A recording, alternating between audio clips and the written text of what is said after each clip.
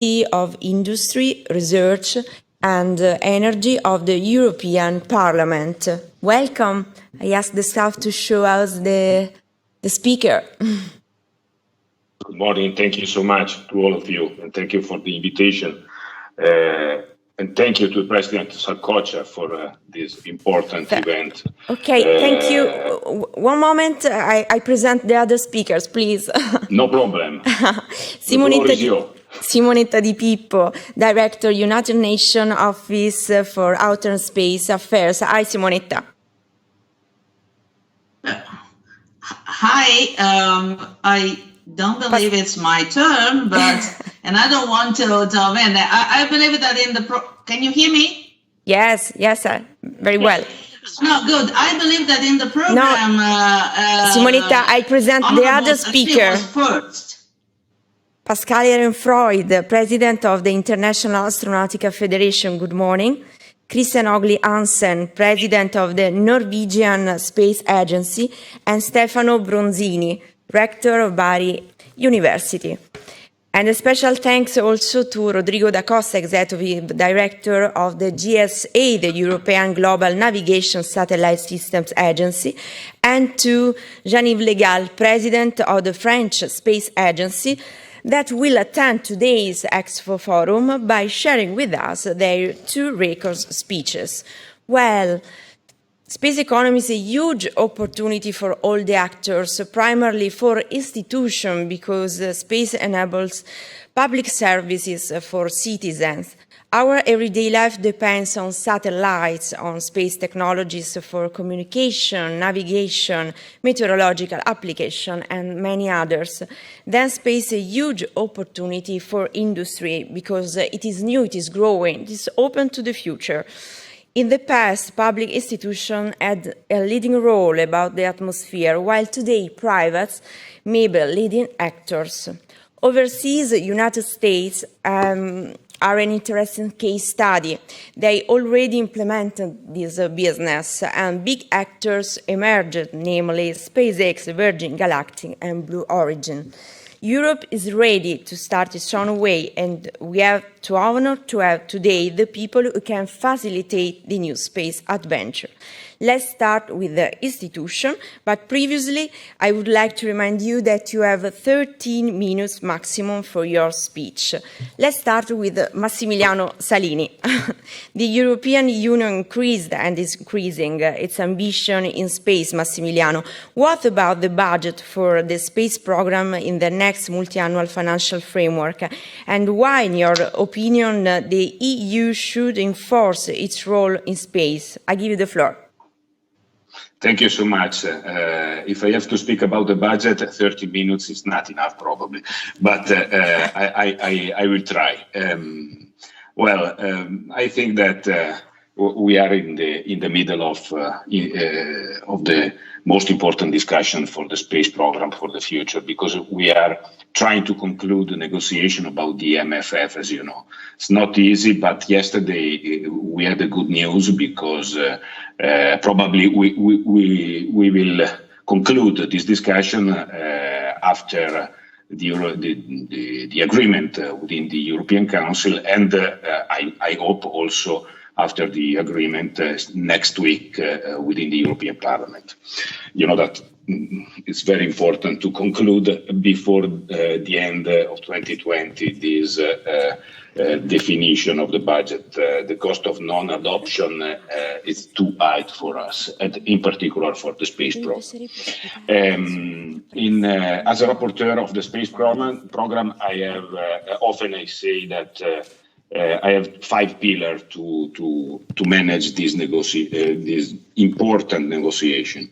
First of all, we have to preserve the continuity of this program, and I have to stress this point because, as you know, from the European Council, we had a particular proposal to fix an expiry date for the MFF, and we cannot accept an expiry date, because in this case we undermine the program from the operational point of view. And for this kind of program, for the space program, this is not acceptable because we create services for citizens, and then it's not possible to accept an end date for this kind of program. Second, to be brief, second pillar, in the budget, we have to manage the amount, but we have also to manage the flexibility within the budget between different programs, traditional and new, Galileo, EGNOS, Copernicus, but also GovSatcom, SSA, etc. And it's very challenging to define who manage this flexibility. In my opinion, this flexibility between different programs is a task, typical European task. And this is not so easy because, and I shift to the third pillar, in our negotiation, one of the big problem is the definition of the governance in the space program. Well, a clear and solid and stable governance, it's important. And what we can say about this stable and solid governance? In my opinion, a stable governance is based on two different pillars: separation of tasks and roles, and cooperation between different institutions involved. European institutions and international institutions with a long-standing experience in this field, like as ESA, first of all. But separation and cooperation. Why cooperation? Because this is an European challenge. We have an enormous number of relationships with international organizations, but this is an European challenge. And then it's important that we preserve an European approach in the definition of the governance. Often when we speak about the EU integration, we talk about Erasmus, agriculture, CAP in agriculture, and so on. But often we forget that the only program that builds an European infrastructure is the European space program. And then this is one of the most important and specific European program that we have to preserve in this approach. Number four. The downstream, the challenge of downstream market. At the beginning, Mr. Sacoccia made a lot of example of this new challenge, but new because in the past we had a perfect approach for the upstream, creating an important infrastructure, but now at the European level, the new challenge is the downstream. And also in the speech of Laura Tassinari from Lazio region, I heard some important reference to SMEs, the big number of SMEs, like in Italy, we can involve in this challenge. It's very, very important, and I agree totally with Laura Tassinari and Giorgio Sacoccia in this field. Open. This program has to be open, most open possible, for preserving our European value chain, and if it's possible, our Italian value chain in the European value chain in space program. Last but not least, the pillar number 5, in my opinion, is an EU autonomy and for a real EU competitiveness. I have to specify that autonomy doesn't mean protectionism. Autonomy means that we can push our technology, because our technology is the best. We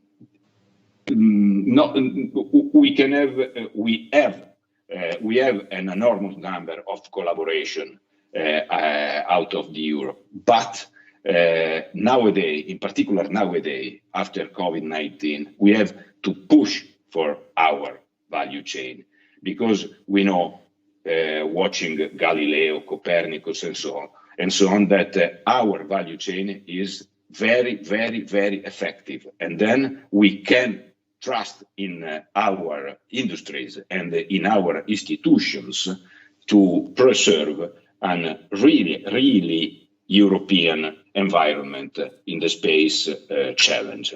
And I say that in particular now, because I know that in these days, our agency are deciding for important procurement for the space program. And let me say that I hope that in this decision, the criterion will be to choose who can preserve our European value chain with big companies, as always, and SMEs. Thank you so much. Thank you, Massimiliano Salini. EU autonomy and separation but cooperation is a good approach. Thank you. Now let's look at the recorded speech of Rodrigo da Costa. Please, I ask to the staff to play the video. Dear Mr. Rapporteur, dear Presidents, dear Directors, ladies and gentlemen. Thank you for inviting me and the GSA today to be part of this year's New Space Economy ExpoForum. A great forum to share experiences and insights around one of the Union's most vital infrastructure, the EU space assets. This is even more relevant in a new space context, because new approaches to the space economy create major opportunities, and the European actors need to embrace them.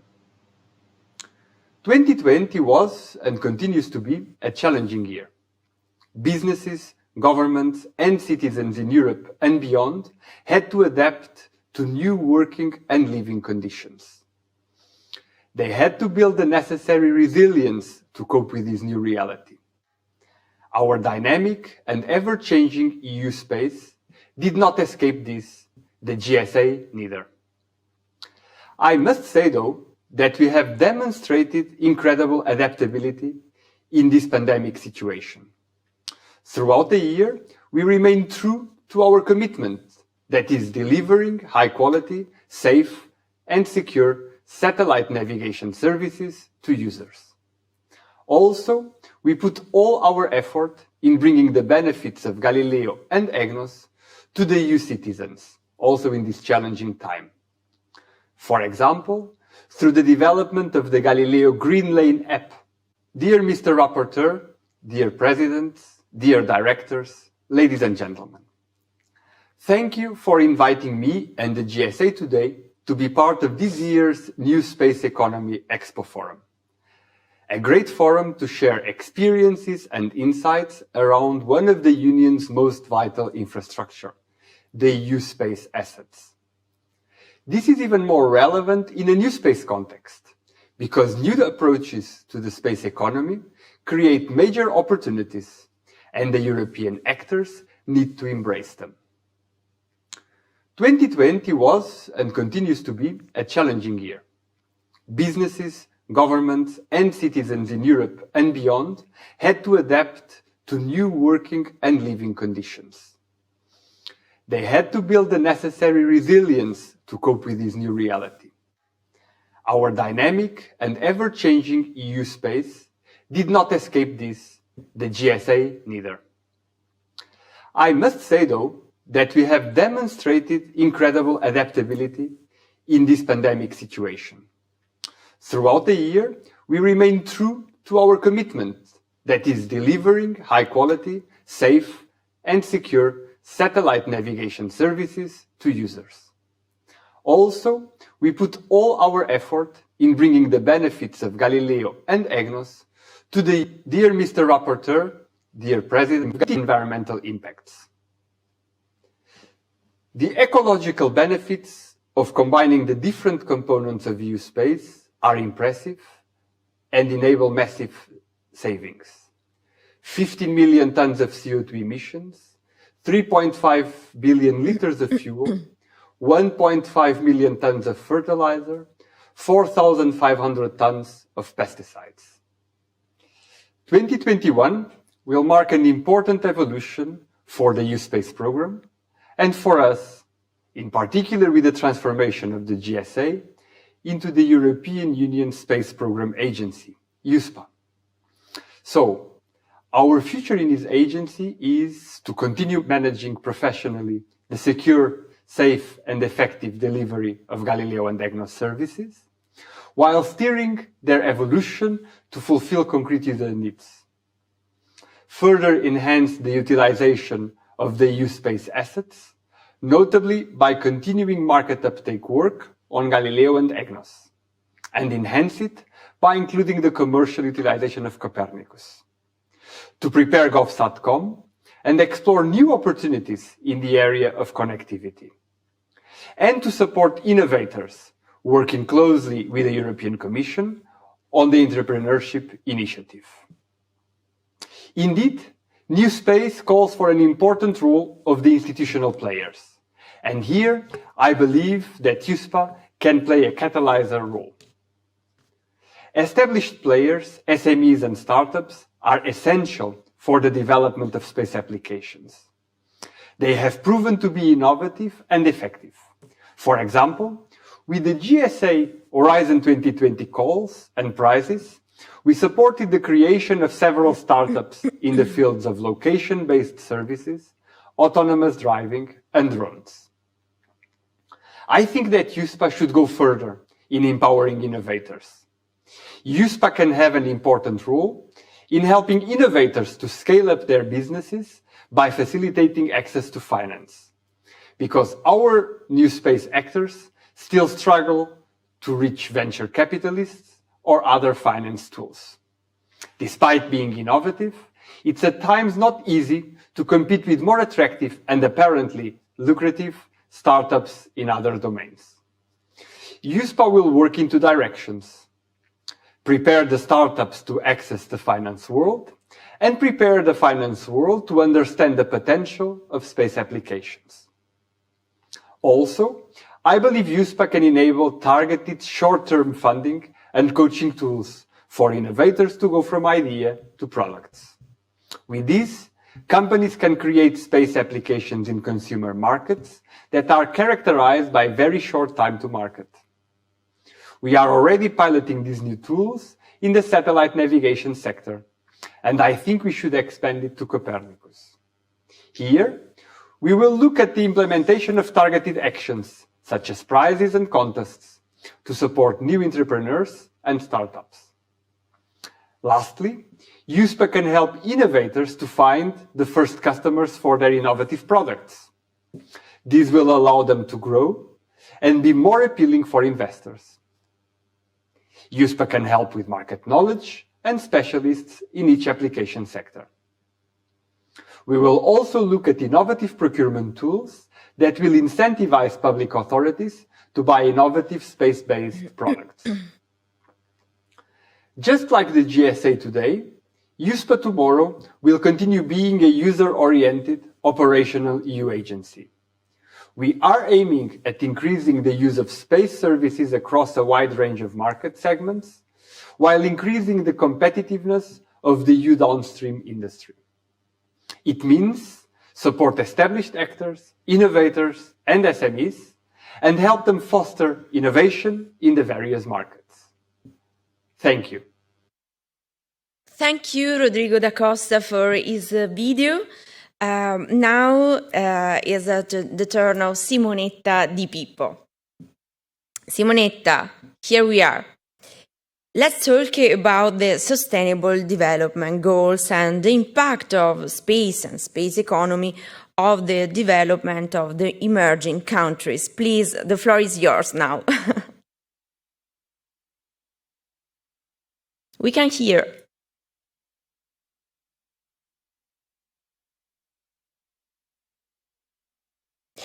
Simonetta, we can hear you. Right? Now, yes. Okay, great. So it's really a great honor to share the virtual stage with so many distinguished speakers.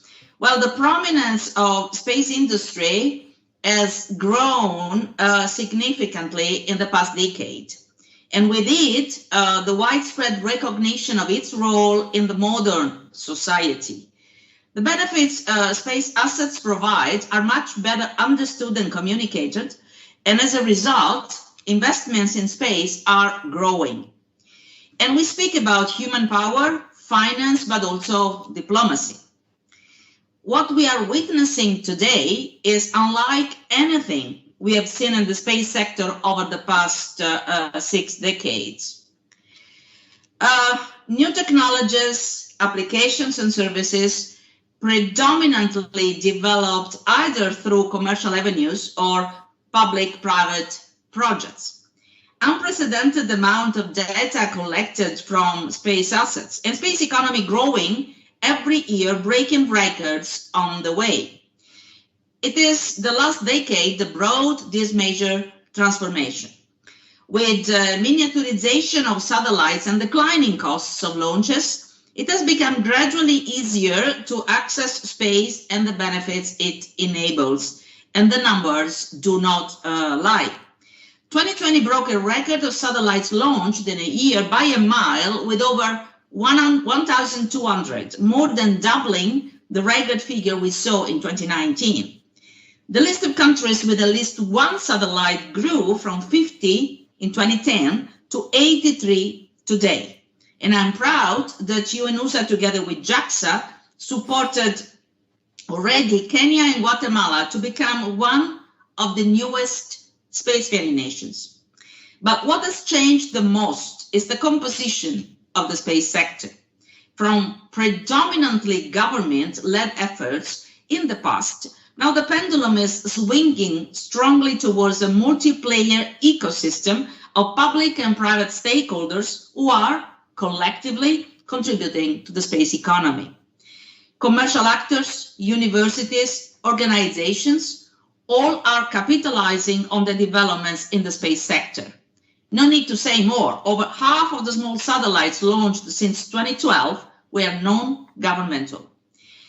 And there is every reason to celebrate these developments. The value of space has grown by about 60% in the last 10 years as compared to the 35% growth of the global GDP. And it is indeed commercial efforts that have contributed heavily, currently accounting for 80% of the global market and still growing. But what is most important is that the space economy is growing around the world, including in emerging contexts. It is estimated that the African space economy will grow over 40% in the next 5 years. Well, to explore this complex topic in more detail, earlier in the year, UNOOSA organized a series of webinars dedicated to space economy to delve deeper into the theme from various perspectives. We explored how countries strengthen their space sectors and how different stakeholders can help to scale up commercial entities and enable access to finance. The focus was also to explore the nexus between government, industry, and academia for innovation and growth and international cooperation. Owing to the growing complexity of the sector, the interplay in these different actors is indeed a precondition for success in space economy. And we also sought ideas and perspectives on global developments. COVID-19, building back better, climate action, sustainable development, all played a prominent part in our discussion.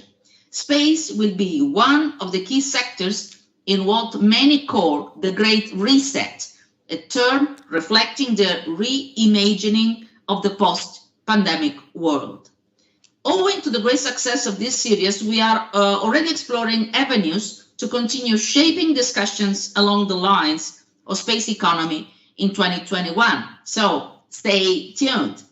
Well, ladies and gentlemen, as the world is still struggling with the new coronavirus, The space sector fully manifested its importance in addressing health issues, but also in opening new avenues for generating economic and social well-being. The power of space cannot be overlooked. Science and technology are the very best of humanity, and space exploration and use certainly sits at the top of human capabilities. But what COVID-19 also uncovered are major flaws in our behavior.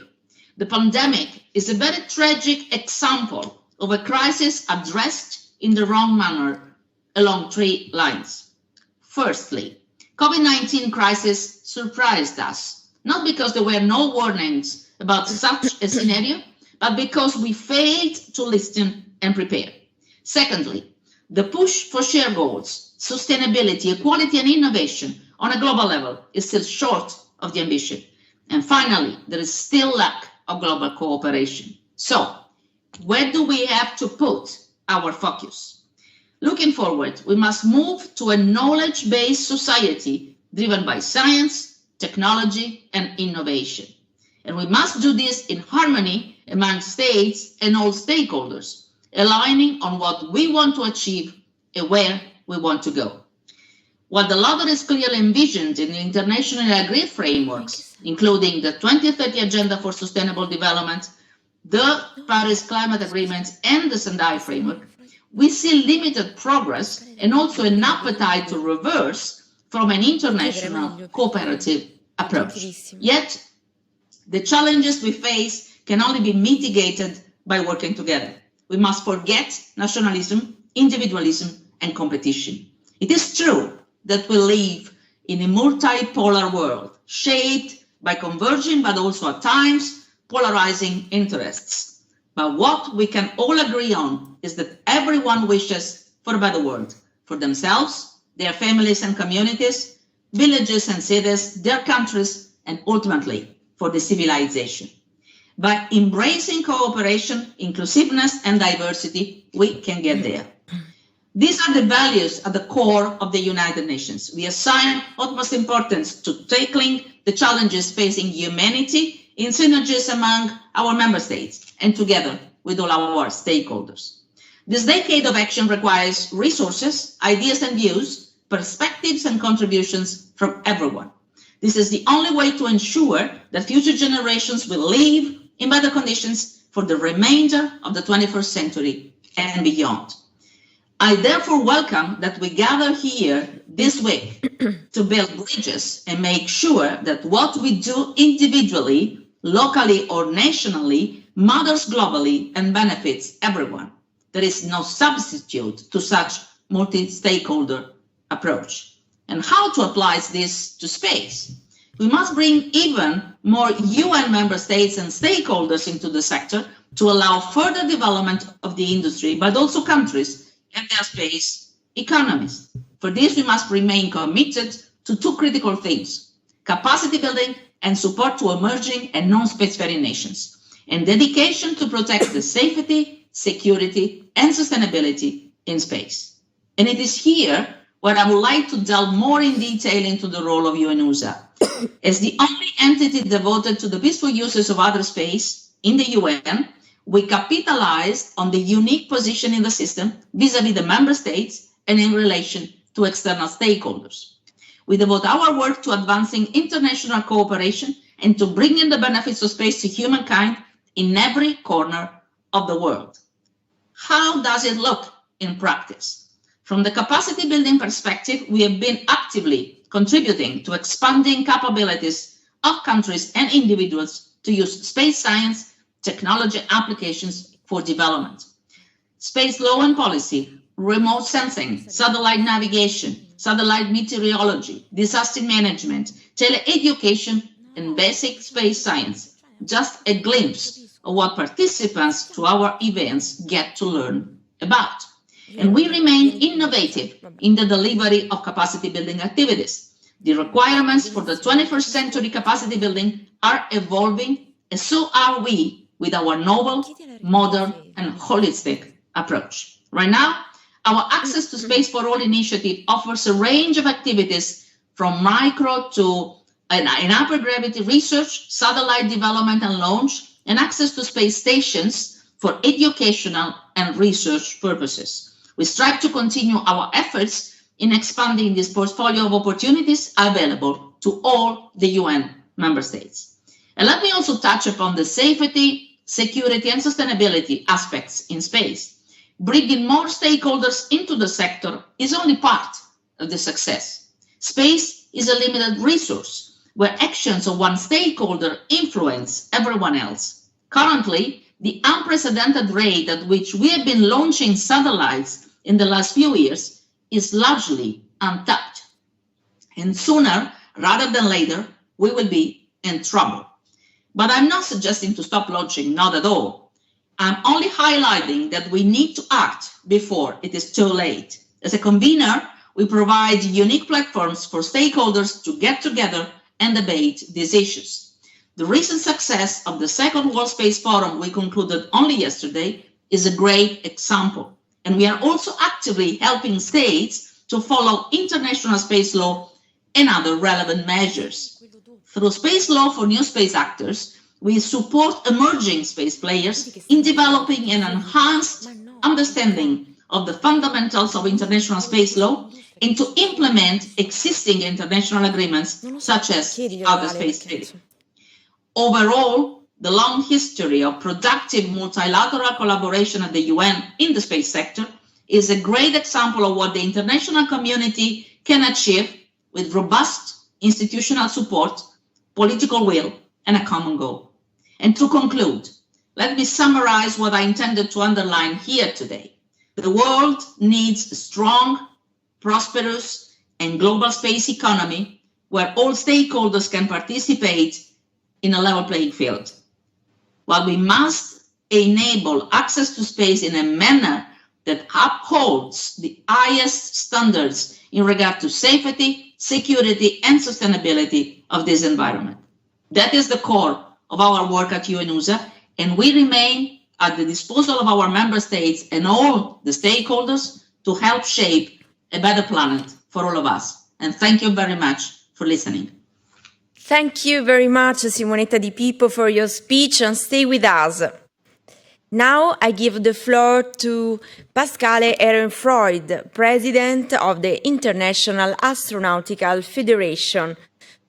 President, the new space economy opens the door for many opportunities for private actors and academic research. Will the small and medium enterprises have more possibility to join the greatest space programs? Please, the floor is yours. Thank you very much. I hope you can hear me and that my slides are displaying. Yeah, is that, can you see everything?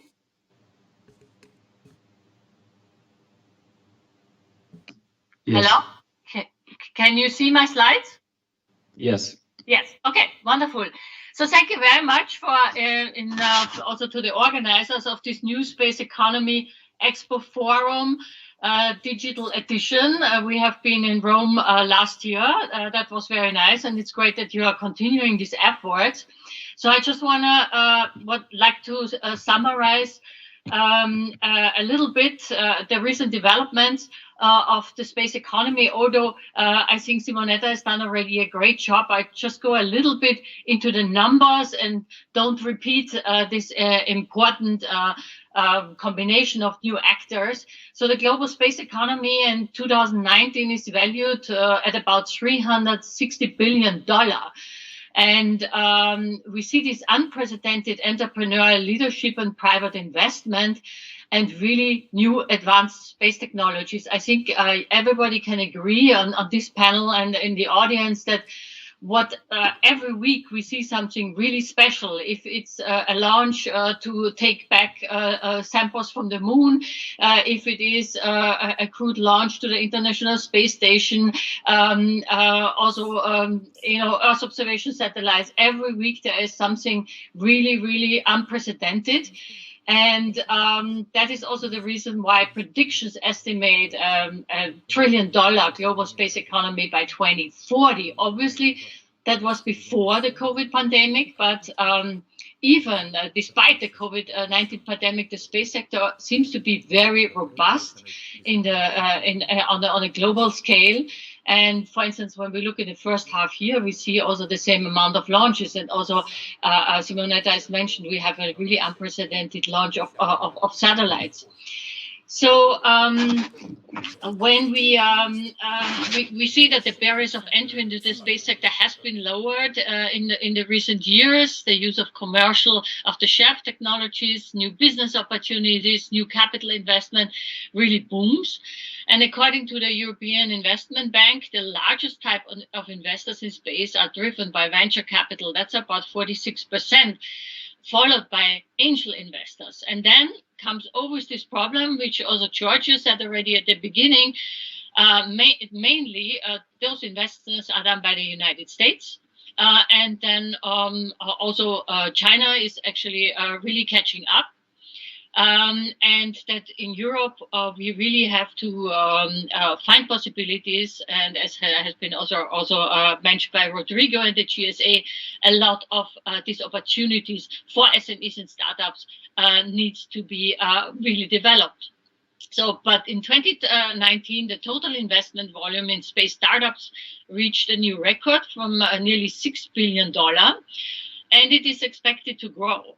And the only thing what I think is really important is that there were 135 startups which were created or which got funded and got investment in 2019.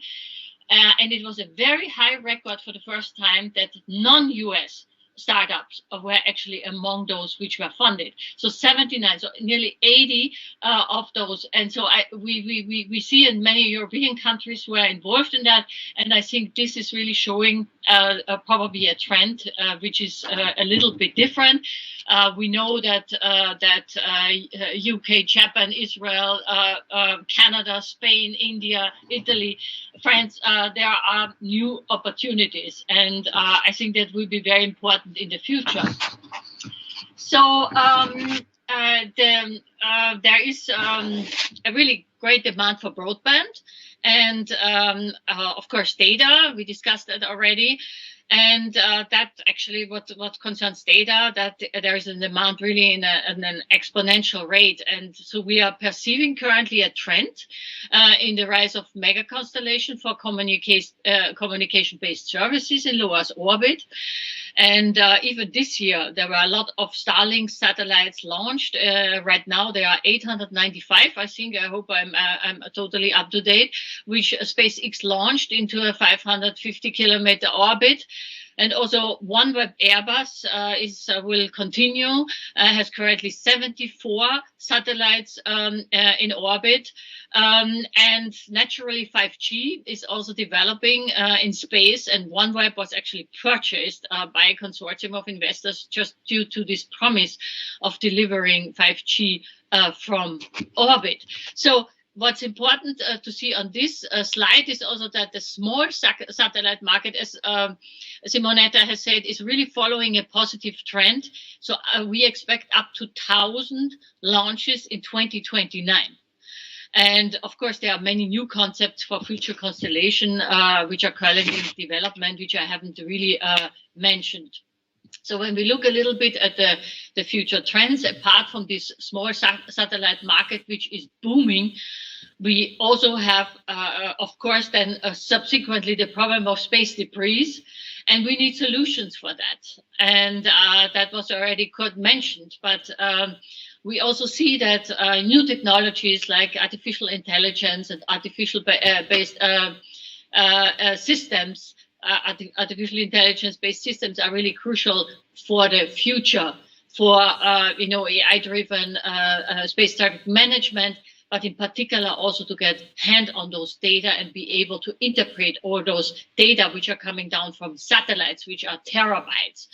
And so there are new technologies of machine learning, which really are used in not only in Earth observation, in many fields right now in space, due to the digital transformation that really also revolutionizes the space sector in the industry, in production, manufacturing, and in operations. And that is why there will be many new business opportunities, I think, in the combined fields of space technologies, artificial intelligence, and machine learning for innovators and companies in the future.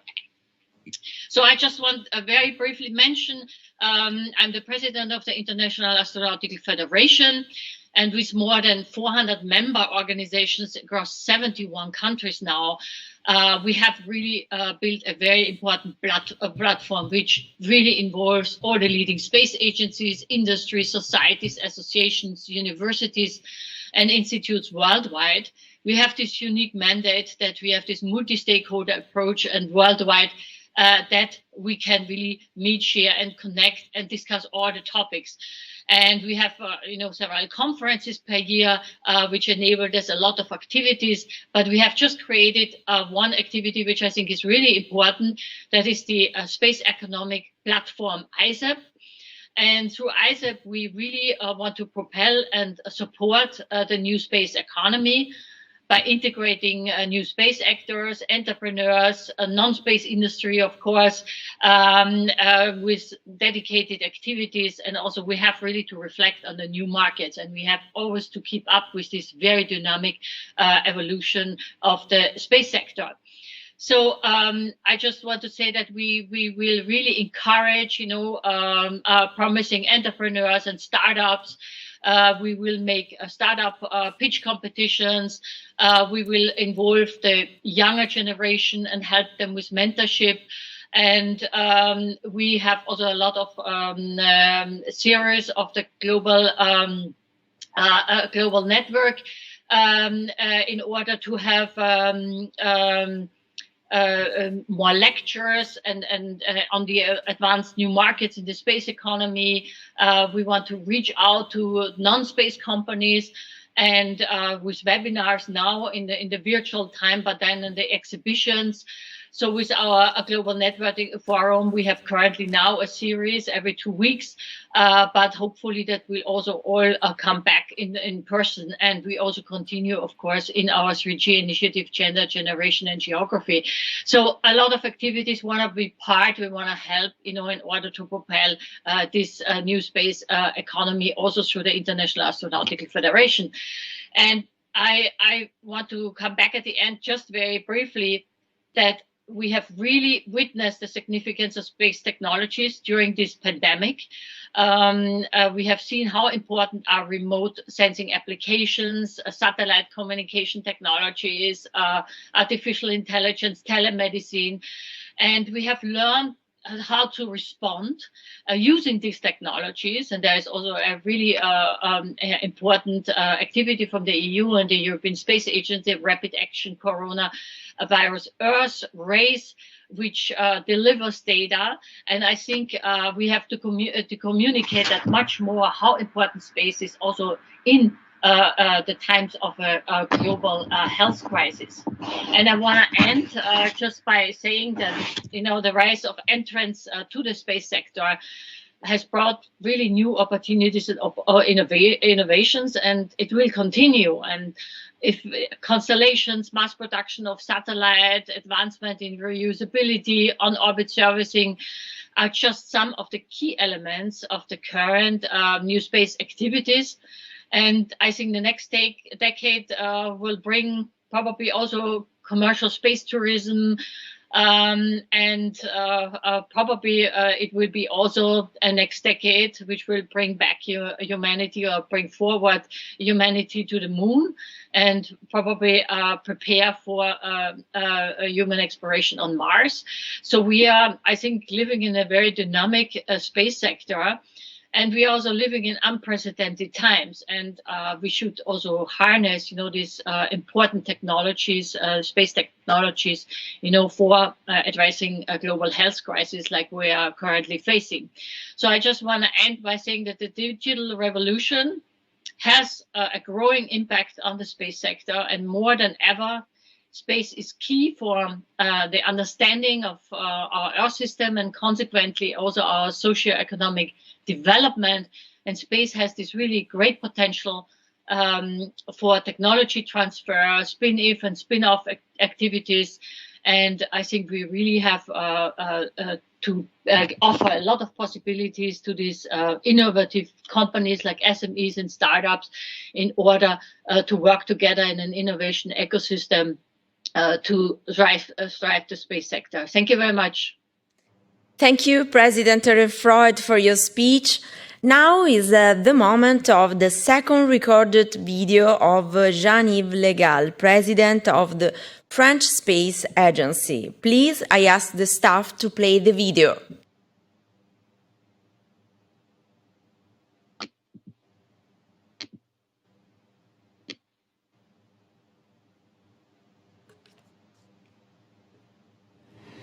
Dear European Commissioners, dear Secretary of the Italian Council of Ministers, dear President of the Italian Space Agency, dear colleagues and friends, ladies and gentlemen. It is always a great pleasure to take part in the New Space Economy Forum. Despite the very challenging times we are living through, I am proud that technology allows us to virtually shift space and time and keep up the good work.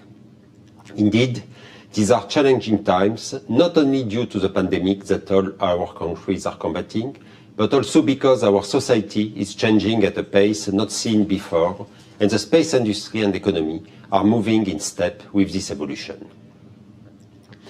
With 4.5 billion euros in revenues, more than half of which is generated in the commercial market, and 16,000 highly jobs across the entire manufacturing chain, the French space sector accounts for more than 50% of sales of the entire European space industry.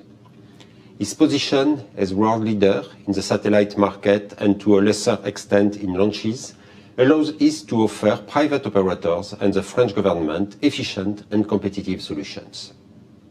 Space is a key sector for the sovereign functions of defense, surveillance and the environment, in particular for the benefit of our society and economy.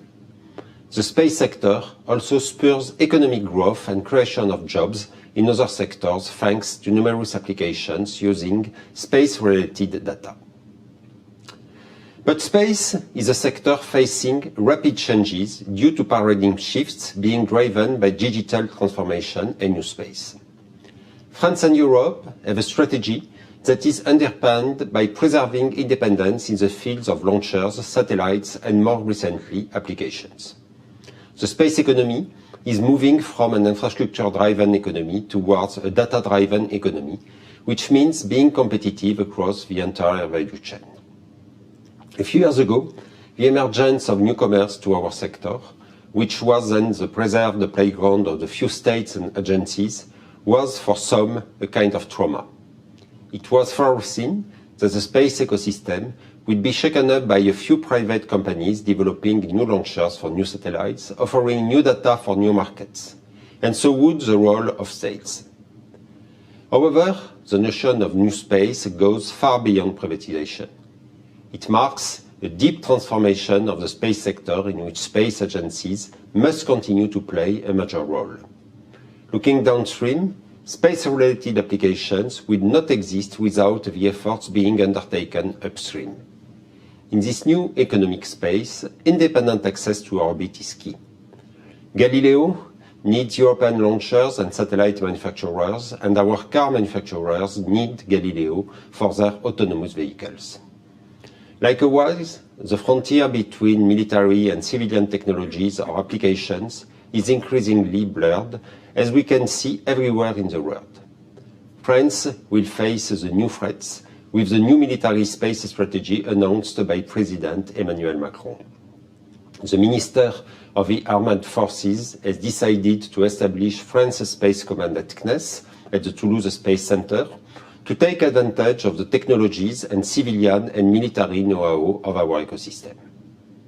The distinction between public and private in space is also disappearing.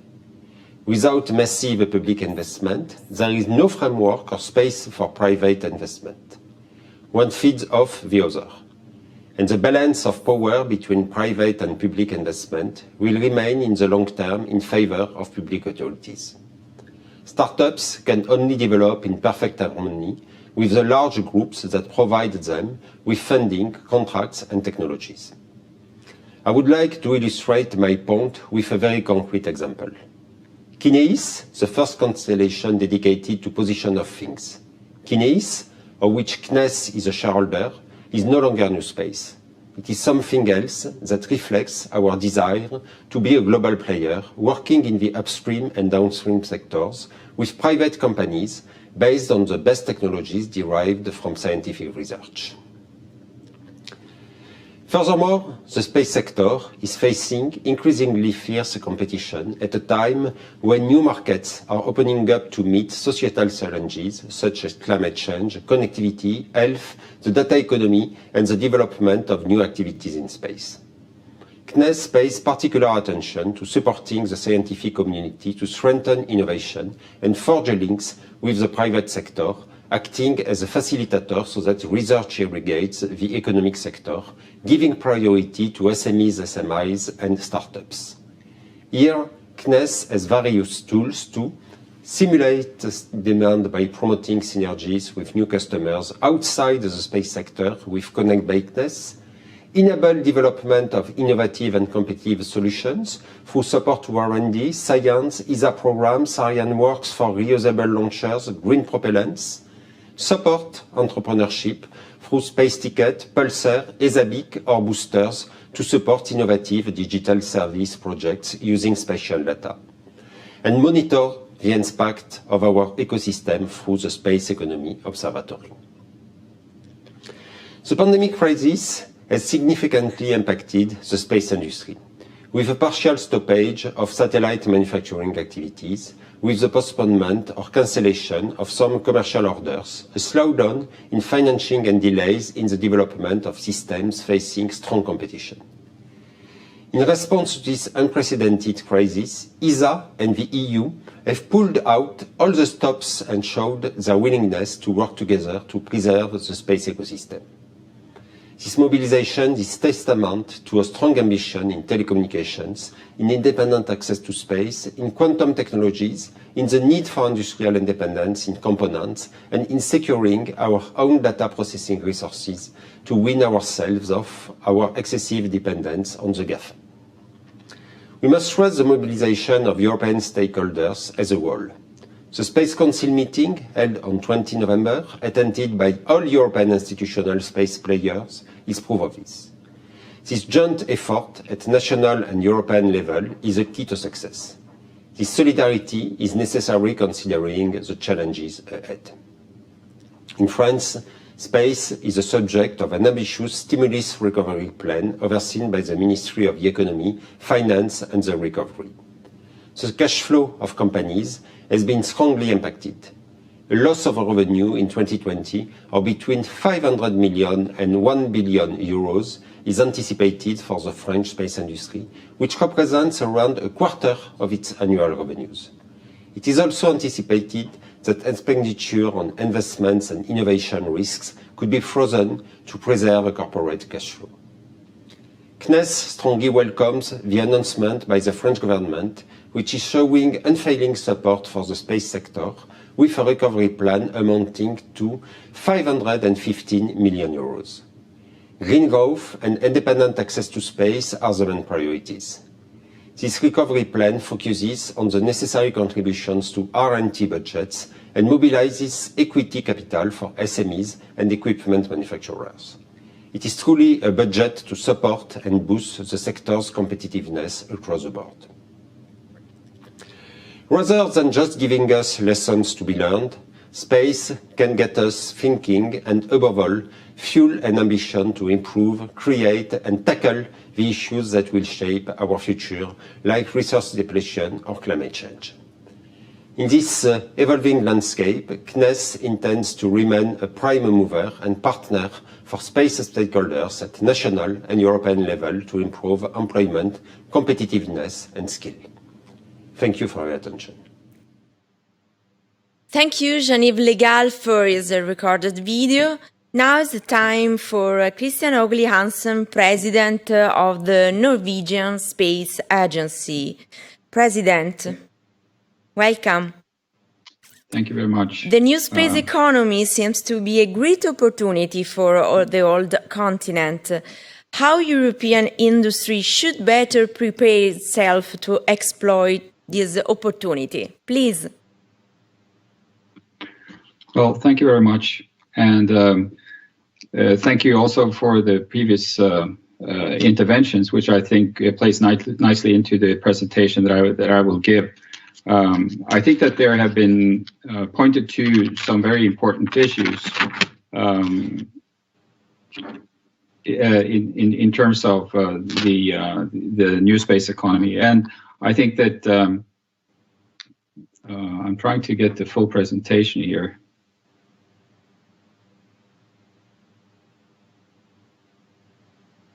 Okay, well, anyway, I think that Giorgio Stecoccia made an important point in terms of what is it really that we consider new space economy, because it's been talked a lot about, and there are so many programs going on, and every time it is mentioned new space and new space economy, it's sort of a given that it will lead to great commercialization and also opportunities for investors and venture capital. But I think it is important to try to ask and try to set this into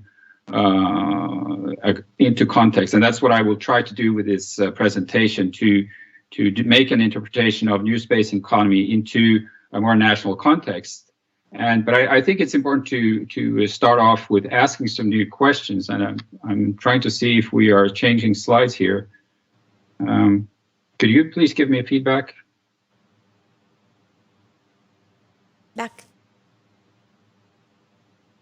Yes. Okay. Well, in terms of the definition of new space economy, I think it is important to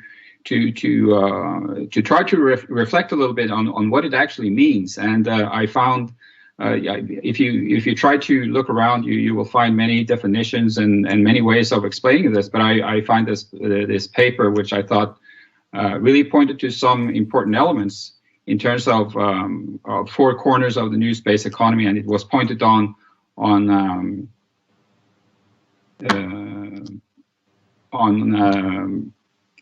four elements in terms of launch, which in many ways, as really has been pointed out earlier in this, is and today on the playground of billionaires and forward thinkers, the spacecraft and the development of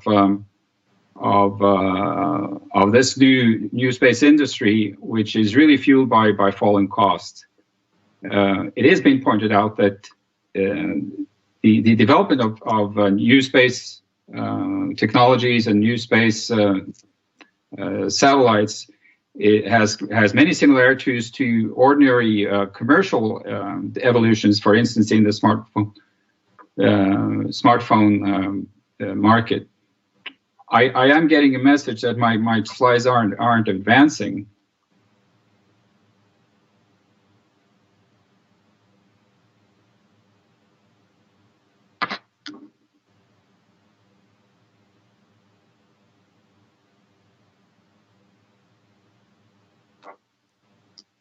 Maybe there is a sound problem for the slide. Okay. All right, so I'll do it this way. Okay, here we go. So anyway, I think it is important to ask the question, what is new space actually, if not just another word for commercial development?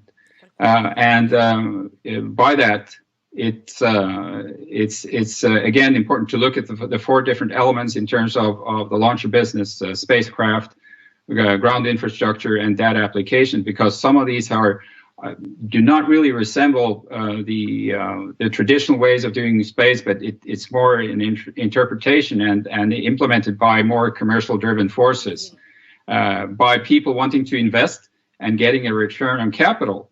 And that leads to the next question: why are we investing in space? And this may be a trivial slide for many, but I think it is important to highlight why we are doing these investments. Because we do this because, for one thing, we can advance knowledge in terms of the science exploration programs that we're all investing in on an institutional levels. Sometimes we have to do an investment because of military and national security issues.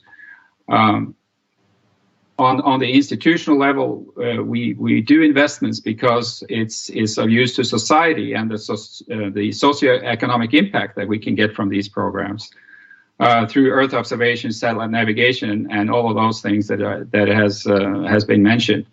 But most importantly, in the new space economy context, is that someone can actually earn money on this.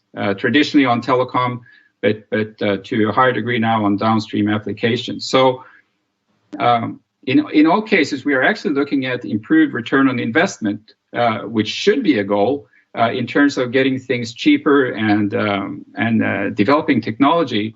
But the rate of return is fundamentally different in each case. And as Pascale Eherenfreund pointed out, the size of the global space economy is on the order of 360 billion euros. That's or dollars. That's a number that is by now well known. But at the same time, the total investment in startups is on the order of 5.8 billion. So in itself, it's a large sum. But at the same time, it's fairly small. It's about 2% of the total economy. So you could be asking the question in terms of why is it so limited in terms of, or compared with the actual institutional investment? So the claim or the postulate that I make is that new space in its widest sense can be a driver in order to improve their return on investment for all these segments. But the rate of return is fundamentally different, because what you're actually looking for, it may range from national security to actually an attractive interest or return on investment in terms of the money invested. Moving on to a particular example from Norway, I think it is important to try to pinpoint some of the actual ways that we are trying to implement this on one of the smaller space nations. We have particular national priorities in terms of sovereignty within national territory, efficient use of space. Norway has very, very large ocean areas, and much of the national agenda that needs to be supported is tied to fisheries, to offshore activities, maritime operations, and being in the high north. And in all of this, we need in parallel to develop industry and technology and the services. So by doing this, it is important to see how do we prioritize our money. And this slide, I hope you can see, shows the budget distribution for 2021 for Norway, the total scope of money allocated by our government. It's on the order of a little less than 200 million euros. So on a national level, it's not large, but we do have a significant effect from the participation of both the ESA programs and the EU programs. And there have been now over the past 3 years several socioeconomic analyses trying to assess does this money really give payback to what we are trying to do and achieve on the national level? And the results of this is actually very positive. We do see from the top of the slide that what is going into domestic activities is currently on the order of 30%. And it is also worth noting that the growth of the national space budgets has been significant, on the order of 60% growth over the past 5 years. So it shows that the political attention towards the use of space, as also has been mentioned by many, is getting an increased political attention. Jean-Yves Gall mentioned in particular that it is important for startups to operate in perfect harmony with the institutional players. And I think that is a very, very important statement, simply because the institutional agents are those who are providing the funding, and they're also defining much of what is required in terms of the capacities, and now we are talking on an institutional level. From this slide also we can see that from our national budget, what we can define as new space is really quite small. It's on the order of 2 to 3%, and without being able to do any direct comparison to the numbers that Pascale Eherenfreund mentioned, it is also worth mentioning that at least for now on the national level, we see that our participation in the EU programs and ESA are and will be the main engine for moving forward, but the new space will try to draw from this and vice versa. So the socioeconomic analyses have been done over the past years actually shows that there is a very strong connection between the effectiveness of money as paid on national or spent on national level for developing IP and what is done on ESA. These actually connect very strongly together, and they feed off each other in terms of making each other stronger. So in a country of ours, we need to hedge our positions. We have our national needs as described to the right, and there are many more, but in particular in terms of operation in the high north and what we're doing on the national agenda, monitoring of the environment and development of climate in the polar region is exceedingly important. Maritime operations, weather, we have a lot of bad weather and a lot of rough operations on in our maritime waters, and also the surveillance becomes very, very important. So in terms of hedging the position, we are participating, as shown in the previous graph, heavily on institutional programs, but we are also using commercial services. In particular, and again, playing back to what was mentioned by Pippo, in how can we use governmental money in terms of supporting third world countries? Norway just invested a significant amount into buying data for monitoring of tropical rainforest. So this is a way where the institution comes into play in terms of supporting third world countries and developing nations. But we do have national capabilities that need to be fulfilled. And to the extent that our participation in institutional programs and what we can buy commercially is not available or doesn't fit our needs, the national capabilities become very important in terms of development. And this slide shows what is currently, just to put it that way, going on in Norway. We have 5 different segments that we are working in parallel in order to make a robust national space infrastructure. This plays into our space strategy that was released last year, and we are doing capability studies for 3 of these sections in terms of the near real-time maritime surveillance, which obviously is a clear demand of what we have to do in order to be able to control our international or our national waters and our maritime activities. We are working on being able to control those missions through both mission control and developing capabilities there, and also SSA, which is in parallel to the activities that are going on both in ESA and in our participation in the SSA programs in the EU. So the money spent on national level are put into a context that matches the international engagements that we're in. So this strong application orientation, this is an example, and we have done a study for the need for national microsatellites to cover this.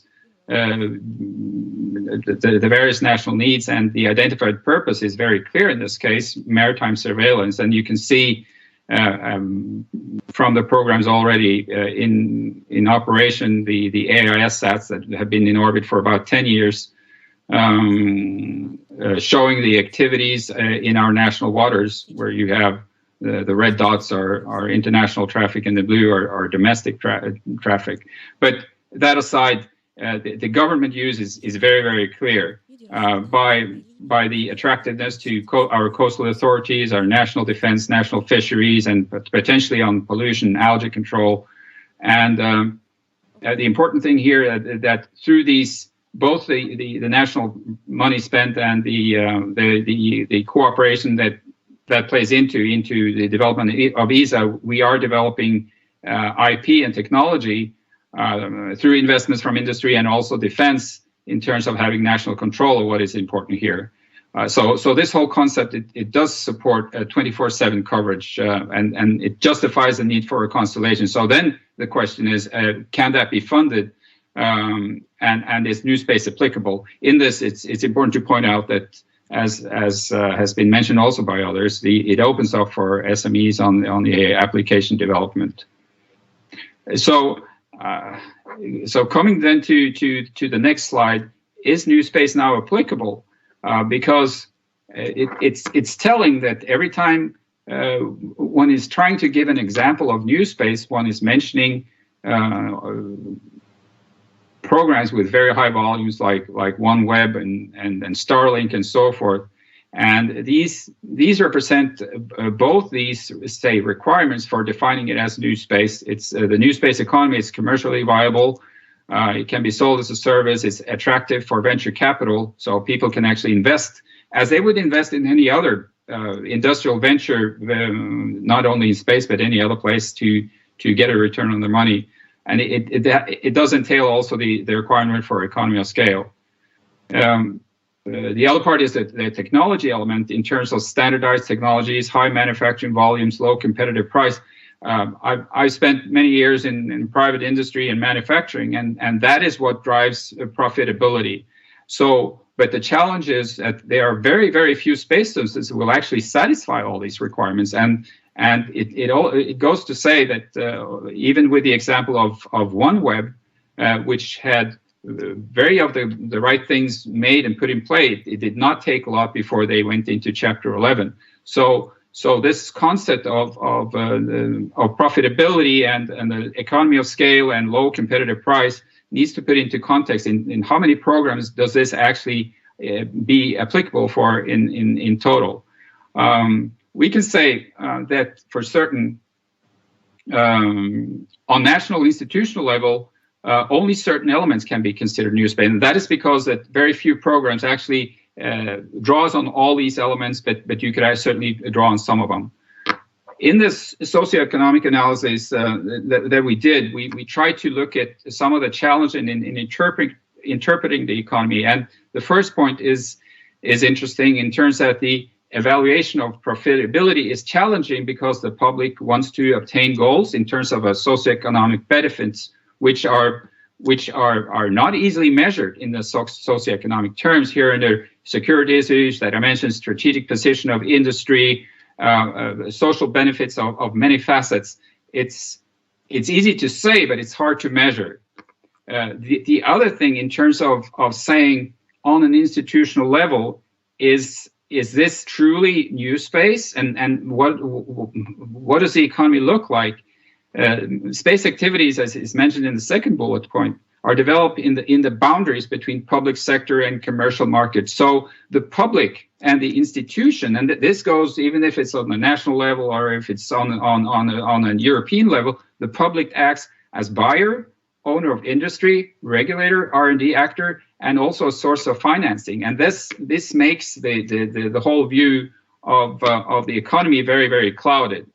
So the conclusion that we saw when doing these analyses, that new space on the institutional level cannot really be treated financially with respect to attractiveness as a separate case, because it's all convoluted. The government or the institution are actually funding the industry, and it's hard to keep track of all the costs. So the competitiveness, even though the system itself, illustrated here by a small satellite for national application, has a high operational value, no question, but is it really competitive if you look at it in an international context? This is a very, very important question, I think, in terms of our space agency recommending how to spend the money going forward. So in summary, I think there are some important points that needs to be drawn from this. And I'm sure that there will be many opinions, and if this is right or wrong, but at least it's trying to be a step forward. That new space technology, in terms of being low cost and standardized, is proving increasingly important for establishing national infrastructure. But then it needs an arena for being low cost and standardized.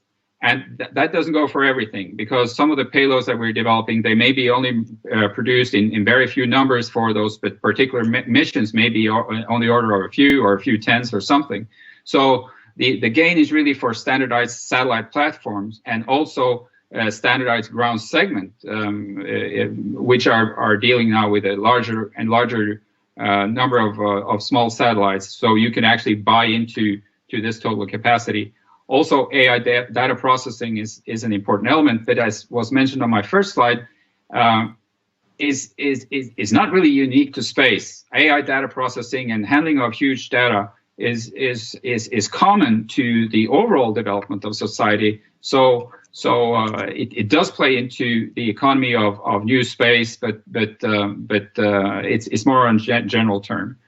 As mentioned on my previous slide, new space, and I put this in parentheses because it can be questioned if it's really new space or just a development of space technology for institutional application is developed through a mixture, as I mentioned, of private and public funds and government-furnished equipment, customer-furnished equipment. So the total economy is difficult to assess.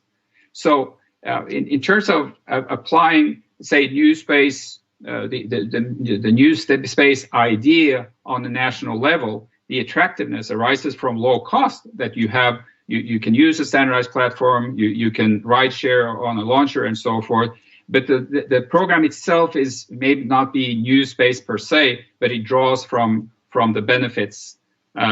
So again, the attractiveness is from low cost and not necessarily a high benefits to cost ratio. I'm getting to the end here, and the overall investment in new space technology, at least on the national level, remains low, on the order of 2 to 3%. It's somewhat hard to assess. It again reflects on the macro numbers mentioned by Eherenfreund in terms of, even though they're not totally comparable, it really plays into some of the same ideas. So we can conclude then finally that the national programs contribute to important technology development for sure, and we are seeing in our national programs that this new approach with small satellites, cheaper technology, is attractive, but in terms of competitiveness in the new space volume domain remains unclear, in the sense that even if you do it on a national level, it may still be challenging to draw that into the international domain and international competition. So thank you very much.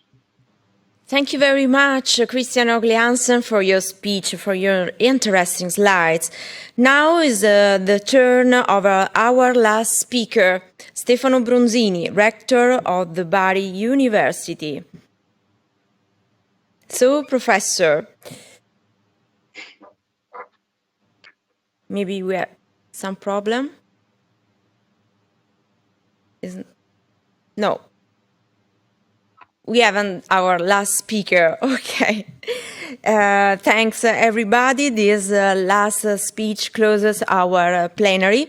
I thank you to Giorgio Saccoccia, Laura Tassinaria, Maria Cristina Falvella, Pietro Piccinetti, Massimiliano Salini, Simonetta di Pippo, Pascale Eherenfreund, Christian Hauglie-Hanssen. I leave you to the other initiatives in program after a virtual